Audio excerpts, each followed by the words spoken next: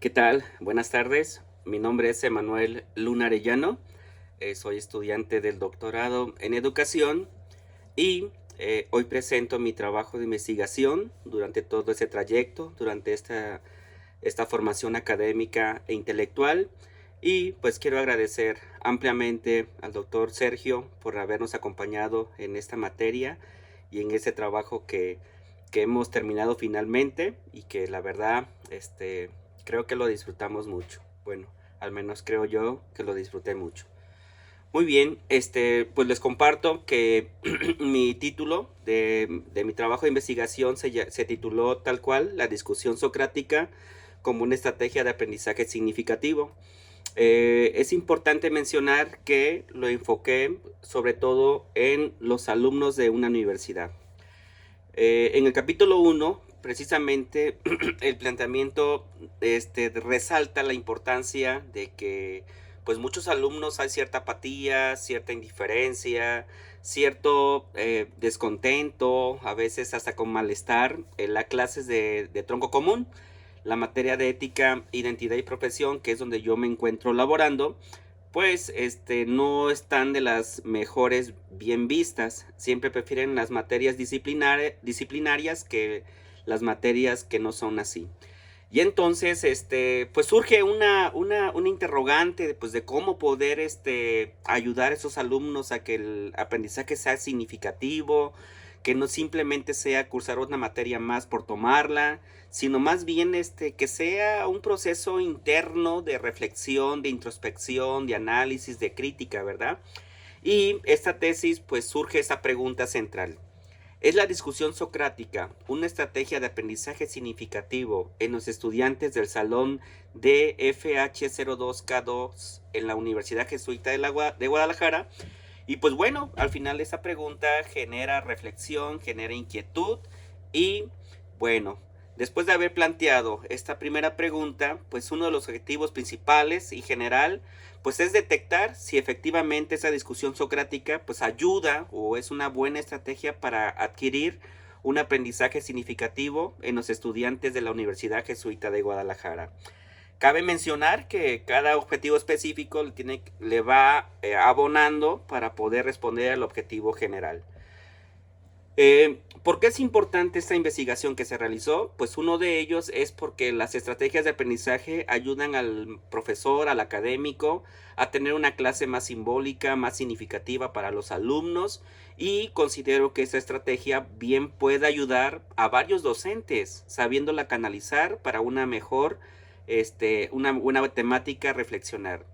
También cabe mencionar que uno de los elementos en esta justificación es conocer la apreciación de los alumnos, qué visión tienen de esta materia, cómo la están viviendo hoy en día, si les aporta algo, no les aporta algo, si es una materia más o no es otra materia más. Y entonces considero que esta investigación ayudó a tener esa apreciación de los propios alumnos. Además, no sería un trabajo no sería un trabajo memorístico, más bien sería un trabajo significativo, que tiene que ver con que el alumno no simplemente memorice fechas, personajes, situaciones, dilemas éticos, sino más bien asimilar, hacer introspección, analizar la propia vida, hacerlo simbólico y muy significativo para sus vidas. ¿Por qué? Porque ellos son futuros profesionistas y van a tener alguna situación, algún dilema ético y al menos puedan reaccionar ante ciertas situaciones que les haya tocado vivir. Muy bien, pues nada más como mencionar algunos elementos del capítulo 1, bueno, el capítulo del marco teórico. Es importante decir que pues este marco nos permite precisar, organizar, esclarecer todos los elementos que constituyen la descripción de un problema. Algunas de las funciones del marco teórico, lo voy a mencionar, pues es delimitar el área de la investigación, sugerir guías de investigación, compendiar algunos conocimientos existentes en el área que se investigará y pues expresar proposiciones teóricas generales, postulados, etcétera, etcétera. Entonces, este marco teórico nos va a poder ver el objeto de estudio desde cierto margen, desde cierto parámetro, ¿verdad? Dentro de este marco teórico, algunos antecedentes de la investigación se revisaron a nivel internacional, a nivel nacional y a nivel estatal. Se puede decir que, por ejemplo, en España la discusión socrática se utiliza mucho, pero para cuestiones políticas. Es decir, un buen político en España tiene que saber plantear preguntas, cómo guiarlas y cómo responder sobre todo. Cabe mencionar que estas campañas electorales, pues también en México se empieza a ver ese tipo de discusiones socráticas, ¿verdad? Entre un partido, la oposición, etcétera, etcétera. También en la Universidad Católica de Córdoba, en Argentina, tienen un trabajo de investigación sobre las estrategias de aprendizaje. Y pues muchas de ellas están basadas en los problemas, en la resolución de problemas, ensayos y la discusión para fomentar el pensamiento crítico y poder transformar la realidad. Debo de mencionar que tuve la fortuna de estar en Argentina, en la Universidad de Córdoba, dando un par de conferencias sobre ética, pensamiento crítico, etcétera, etcétera. Y la verdad tienen muy buenos elementos trabajados sobre ese tema, sobre la discusión socrática. Sin embargo, pues creo que seguimos profundizando en ese tema, ¿verdad?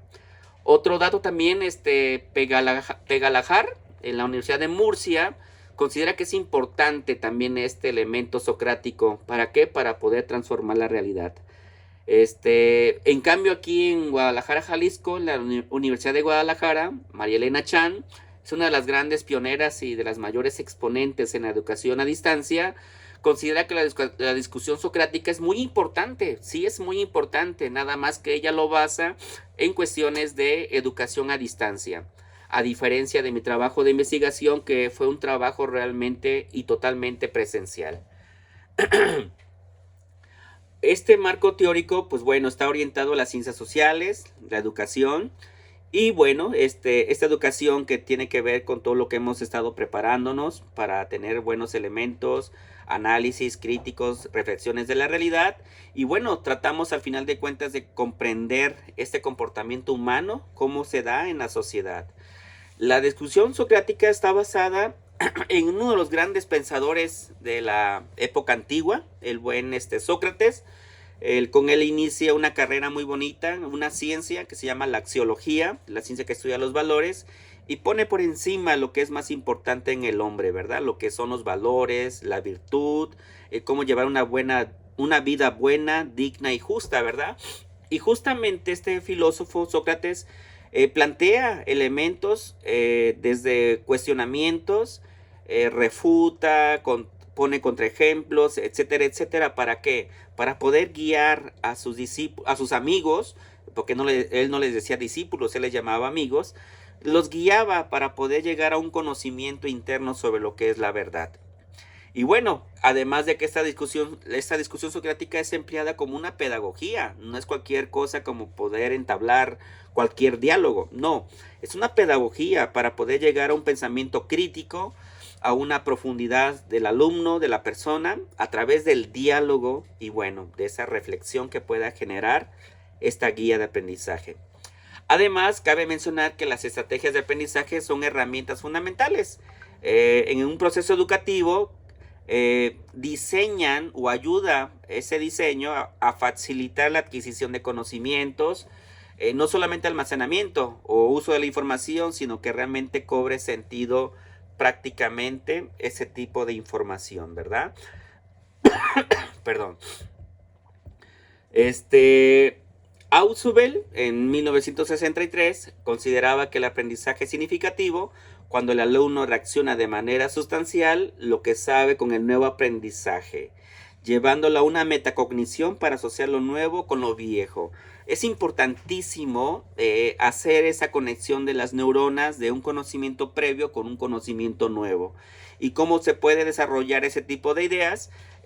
Sobre todo preguntando, generando reflexión, que vimos la clase pasada, qué viste en tu preparatoria cuando llevaste X tema, cómo lo viviste. Empezamos a hacer una reminiscencia sobre esos conceptos y hace que el conocimiento nuevo pues sea simbólico, sea significativo. ¿Por qué? Porque ya no sea en la prepa, ya no sea en la secundaria, ¿verdad?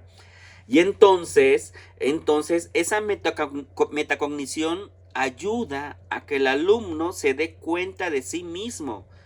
Esa metacognición ayuda a que el alumno se dé cuenta de lo que está pasando en su interior. De hecho, me ha tocado la experiencia de escuchar alumnos que dice, profe, me cae el 20, me doy cuenta de que lo que yo creía pues no era así, o he vivido con ciertas ideas que creí que eran verdaderas y resulta que no lo son, ¿verdad? Esa metacognición de darte cuenta de que te das cuenta es clave para un conocimiento significativo porque te percatas de lo que sucede en tu interior cuando te llega una idea, un concepto, una experiencia. Y eso hace que prácticamente tomes conciencia de esa realidad que está pasando en tu interior, ¿verdad? Y pues bueno, Ausubel es claro en esta tesis de investigación por todo lo que implica. Además, debo de mencionar que el diálogo que plantea Sócrates para poder llegar a un conocimiento, pues es una conversación entre amigos, entre conocidos, compañeros, donde comparten un cierto tema de interés. Esta conversación se fomenta, se genera, se activa a través de ciertas preguntas y es lo que se quiere o se pretendió más bien en las clases de ética, ¿verdad? Generar un diálogo con ciertas preguntas, ejes que nos guiaron en este trabajo, en esa clase sobre la eutanasia, sobre el derecho a decidir, el aborto, etcétera, etcétera, ¿verdad? Las preguntas deben de ser muy abiertas y muy provocadoras. Yo le digo a mis alumnos, yo la voy a hacer del abogado del diablo, tengo que ponerme en el otro lado, ¿verdad? Para que haya discusión, porque si no, si todos pensamos bien o bonito lo que dice la sociedad, pues acaba la discusión socrática, ¿verdad? En este caso no es así. Más bien generamos reflexión, generamos cuestionamientos, disentimos en algunos temas y conforme a eso, pues vamos dialogando, vamos llegando a ciertos principios básicos éticos para poder entablar este tema, ¿verdad? Entonces las preguntas deben de ser abiertas y provocadoras, provocadoras, eso sí es clave. Debemos, yo les digo, les voy a picar la cresta a mis alumnos porque para que reaccionen y provoquemos cierta reflexión sobre ciertos temas, ¿verdad? También esas preguntas pues generan cierta reflexión y profundidad, porque se analiza la vida misma, se analiza la realidad, la criticamos, la cuestionamos,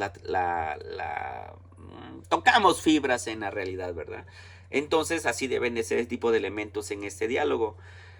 También debo de mencionar que debe existir un autoconocimiento, ¿verdad? Porque esto ayuda a los estudiantes a descubrir sus propias respuestas y a desarrollar una comprensión más profunda de los conceptos. En síntesis, como cierre de esa primera parte, se puede decir que el marco teórico pues, es un proceso que enriquece la comprensión del contenido, desarrolla habilidades cognitivas esenciales para el aprendizaje autónomo y la resolución de problemas.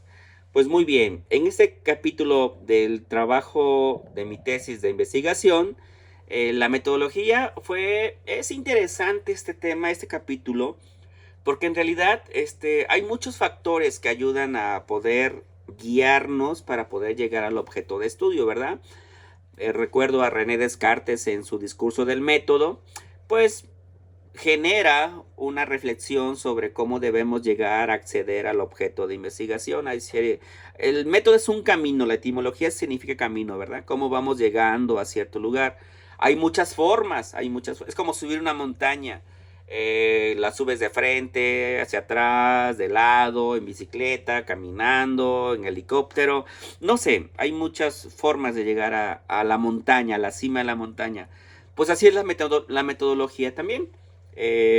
Generalmente son varios caminitos que nos ayudan a poder llegar a cierto objetivo, de poder llegar a cierta finalidad, ¿verdad? Entonces, creo que es importante leer esa definición textual. El método nos ayuda a no perder el rumbo, a seguir y a encontrar lo desconocido. Por eso se define como un orden, un camino, y en la forma en que es presentado, a veces parece un orden de pasos escalonados, como las instrucciones que le dan a una enfermera para la terapia de un enfermo. O en educación, alguna forma de decir, para la disciplina te sugiero que hagas esto, esto y esto y esto, ¿verdad? Y bueno, dentro de esta metodología, la hermenéutica juega un papel muy importante. Porque, pues, Hermes, mensajero de los dioses, de ahí viene la palabra hermenéutica, significa interpretar. ¿Qué se interpreta? Textos, movimientos, gestos, etcétera, etcétera, ¿verdad? Entonces, Paul Ricoeur, George Gadamer, Derrida, Mauricio Beuchot, aquí en México, que es un dominico que vive actualmente aquí en la Ciudad de México, trabaja en la UNAM, pues es uno de los grandes exponentes de esos conceptos en cuestiones de equivocidad, univocidad y análogos, que es la metodología que él nos sugiere para poder tratar de interpretar lo más objetivamente los conceptos o los elementos que nos puedan arrojar ese trabajo de investigación. La técnica e instrumentos de recolección de datos fueron muy importantes para saber qué se va a hacer, cómo se va a hacer, ¿verdad? En términos generales, la técnica es algo general, es algo que se quiere hacer, y el instrumento ya es propiamente algo dicho como qué de un cuestionario, qué de una entrevista, qué de una observación de campo, etcétera, etcétera. Entonces, en ese capítulo debo de mencionar que se utilizó el cuestionario para poder recolectar información por parte de los alumnos. También se hicieron observaciones de campo, estando en el salón de clases, se tuvo acceso a lo que sucede dentro de él. Y bueno, finalmente, hacer un análisis de aquella información. Debo reconocer que fue muy enriquecedora la experiencia de escuchar, de leer, lo que el alumno piensa, lo que el alumno cree que sucede en su interior sobre ciertos temas, ¿verdad? Se trianguló la información, hicimos ahí un análisis, lo podemos ver en mi texto, en mi tesis, y arrojó abundantes resultados. Debo de mencionar que me quedé sorprendido, me quedé contento con lo que llegué a aplicar en mi salón de clases. Creo que se puede dar mucho todavía. Yo creo que se puede dar mucho, seguir profundizando sobre este tema. Y pues bueno, les voy a compartir algunas conclusiones por las cuales llegamos después de esta investigación. Lo voy a leer literal para que después pueda seguir compartiendo algún elemento de este trabajo. El objetivo se logra, pues sí se genera la motivación, que el alumno se siente escuchado, el alumno es tomado en cuenta en sus reflexiones, y esta motivación hace que el alumno se sienta dentro de esta discusión socrática. Se siente escuchado, retroalimentado, y se siente que está generando algo en su interior, ¿verdad? Los alumnos manifestaron que la discusión socrática desarrolla un pensamiento crítico sobre las cosas. Te pone a dudar lo que se ha creído como verdadero, te ayuda a analizar y reflexionar. Es una percepción que dentro de los objetivos generales de conocer la percepción de los alumnos, pues aquí se logró, ¿verdad?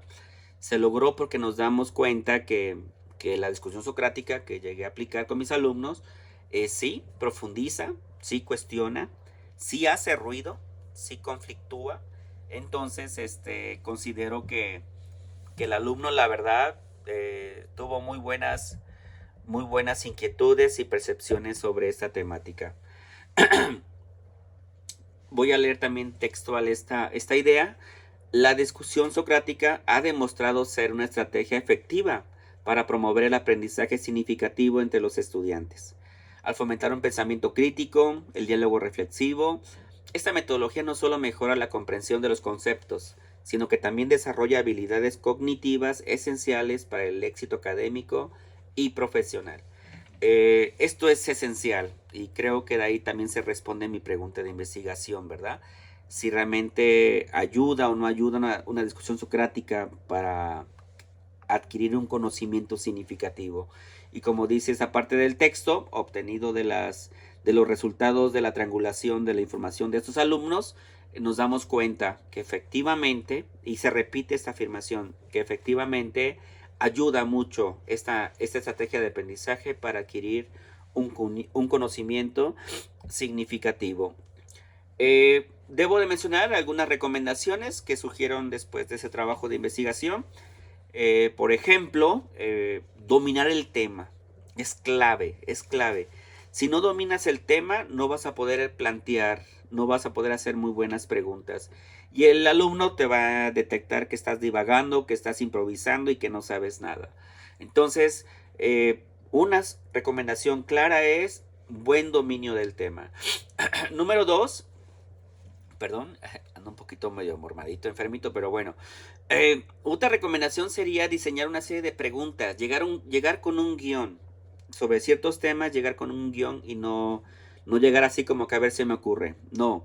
Y en este guión, procurar tener argumentos, poder refutar las respuestas de los alumnos, poner algún contraejemplo para que se pueda llegar a mayor profundidad, a mayor reflexión sobre X tema, ¿verdad?